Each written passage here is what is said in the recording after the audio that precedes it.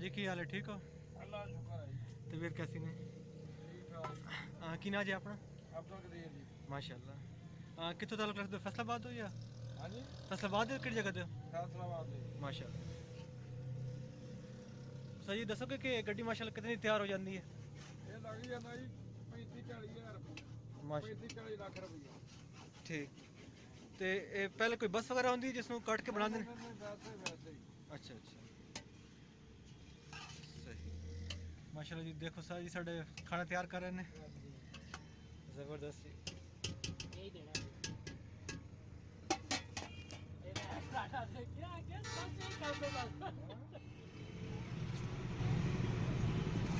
तो सर जी दसोगे कि माशाल्लाह किहड़ी जगह तो लेके जाते हो इस तो यानी जगमबाद तो किहड़ी जगह जाते हो? कराची। कराची। हाँ तो कितना खर्चा वगैरह हो जाता है, तो कितनी बचत हो जाती? बाज जाता ही किस्म ना 35-40 हज़ार जी। माशाल्लाह जी। 8-10 साल ठीक।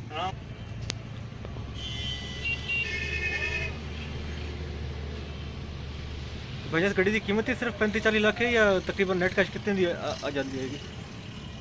ਜਿਹੋ ਜੀ ਲਓਗੇ। अच्छा ਹਾਂ कंडीशन ਤੇ ਹੁੰਦਾ? ਹਾਂ ਬ੍ਰੋਕਰ ਬਣਾ ਕੇ ਵੀ ਵੇਚਦੇ ਨੇ। ठीक ਉਹਨਾਂ ਦੀ ਬਣਾਈ ਹੋਰ ਹੁੰਦੀ ਹੈ, ਆਪ ਤੁਸੀਂ ਬਣਾਉਂਦੇ ਉਹ ਹੋਰ ਹੁੰਦੀ ਹੈ। ठीक। तो भाई ये गड्डी तैयार कितने होती है यानी? फैसलाबाद। फैसलाबाद जी। माशाल्लाह बहुत प्यारी गड्डी जी, अल्लाह पाक नसीब करे पूरी बर्थ बनी हुई है जी।